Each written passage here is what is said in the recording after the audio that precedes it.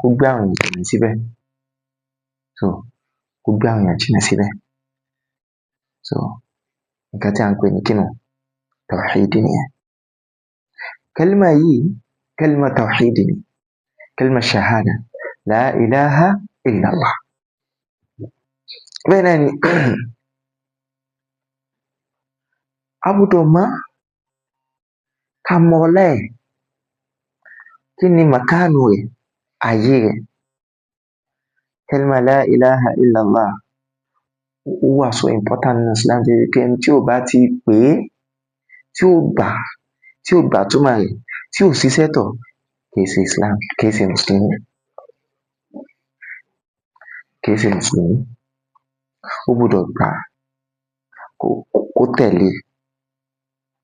Òun ló wà pé àwọn mushrikuna Makkah wọ́n mọ̀ túmọ̀ la ilaha illallah, òun ni wọ́n fi gbà lọ́wọ́ Ànábì sallallahu alaihi wasallam. Wọ́n fi kárí pé gbogbo àwọn ọlọ́run àwọn táwọn wá fọwọ́ àwọn dá, ọlọ́run tí wọ́n fọwọ́ wọn dá, ta ló yẹ kó jẹ́ ọlọ́run? Wọ́n fọwọ́ dá. Ọlọ́run àti nínú àwọn wákàtí tàbí pẹ̀lú àwọn bàbá wa ni pé àgọ̀ tí ó gọ̀ ni ó pa káfíìrì o, àgọ̀ tí ó gọ̀ ni ó pa káfíìrì. Ó gbẹ́gi lódó, ó tún wá ń tẹríba fún, àgọ̀ tí ó gọ̀ ni ó pa káfíìrì. Kíní òun ló yẹ kó máa jọ́sìn fún ọmọ náà, tó yẹ pé wọ̀ gan ọ̀tọ̀ kan máa jọ́sìn fún ẹ, because èèyàn náà ò tó láti máa gbà jọ́sìn.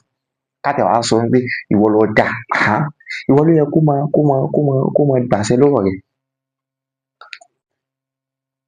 So ìwọ ló tún wá lọ ń gbàṣẹ lọ́dọ̀ nǹkan tí ọ̀dá, àbọ̀ lọ ń gbàṣẹ lọ́dọ̀ nǹkan tí ẹni tó dọ̀ ọ́ dá, àbọ̀ ń wárí fún ẹnìkan nínú àwọn nǹkan tó yẹ pé ọlọ́run ọba kan ṣoṣo náà ló dá ọ, tó dóhun náà.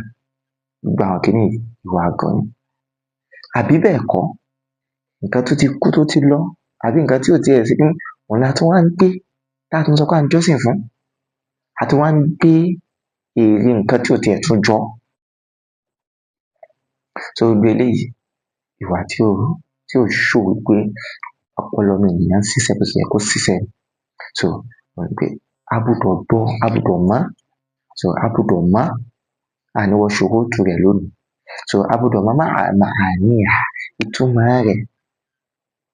So ma'aniha la ilaha illallah, la ilaha ó jẹ́ kíni, ó jẹ́ nafiyan li kulli ma yu'bad wa ilallah muthbitan li kulli ma muthbitan lil ibadati lillahi azza wa jalla wahda. So a gbé ìjọsìn, gbogbo nǹkan tó wù kó lè máa túmọ̀ ìjọsìn, a gbé kó gbogbo nǹkan mẹ́ta bá ń jọ́sìn fún. A wá gbé fún ọlọ́run ọba subhanahu wa ta'ala nìkan, èyí tó dá wa pé òun ló ní ẹ̀tọ́ kí ká máa jọ́sìn fún. So ìtumọ̀ rẹ̀ nìyẹn. Bẹ́ẹ̀ náà sì ni a máa pé kí ni kálímà yìí, kálímà tawhid ni. Ìwọ tó bá pè dáadáa, tó pè náà àǹfààní rẹ̀ nìyẹn, náà fọ́lù rẹ̀, ọlá rẹ̀ ni pé yudkhilullahu qailaha jannah. Ọlọ́run ọba yóò mú ẹni tí bá ń pè, tí ń sọ, tí ń tẹ̀lé, ọlọ́run ọba yóò ṣe kíni, yóò mú wọ Jannah. Àdéhùn Jannah. Bẹ́ẹ̀ náà nínú àwọn àǹfààní rẹ̀, nínú àwọn Sheikh Hafiz Ibn Hajar Ibn Rajab ọkọ kalimatul ikhlas, tíra risalatu kalimatul ikhlas. So àwọn àǹfààní la ilaha illallah pọ̀ tó ń kọ pẹ̀lú àwọn ẹ̀rí,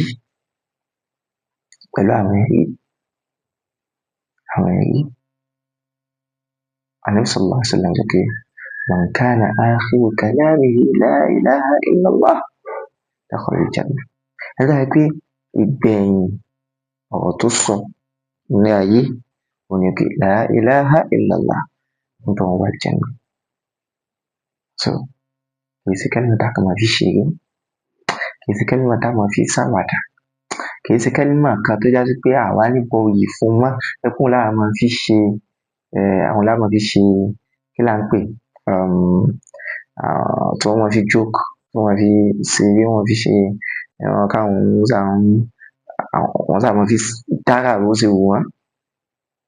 Kì í ṣe kẹ́límà tó jẹ́ pé á máa pè nípè hooligans, kì í ṣe kẹ́límà tó jẹ́ pé á máa kọjá ààlà níbi pípè rẹ̀ débi pé á tún wá máa wá dì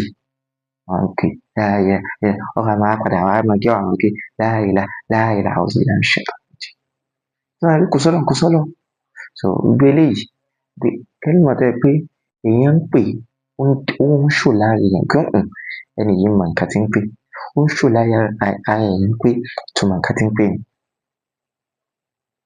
So ìtumọ̀ ni pé wọ́n gbé gbogbo ìbádà wọ́n gbé kúrò fún nǹkan mìíràn bá ń jọ́sìn fún Ọlọ́run Ọba nìkan ṣoṣo. Ẹni tí bá wá ń pè tí bá ń ṣiṣẹ́ takò là ń pè ní mùnáfíkí. So ẹni tí bá ń pè tí ń ṣiṣẹ́ tọ̀ òun là ń pè ní muslim, mu'min, muhsin. Ẹni tí ò bá wá pè tí ò gbà tí ò ṣiṣẹ́ rẹ̀ òun là ń pè ní kíni mushrik, káfír. So àwọn ìyàtọ̀ mẹ́tẹ̀ẹ̀ta ni bí kẹ́límà yìí lásán. So ìtumọ̀ kẹ́límà la ilaha illallah lẹ́ẹ̀kan sí òun náà pé la ma'buda bihaqqin siwa Allah. Kò sí ẹni tó ní ẹ̀tọ́ sí ká máa jọ́sìn fún tó jẹ́ Ọlọ́run Ọba subhanahu wa ta'ala. Níparí ká mọ̀ pé kẹ́límà yìí kalimatu tawhid, kẹ́límà ìmọ̀ Ọlọ́run Ọba lọ́kan ṣoṣo.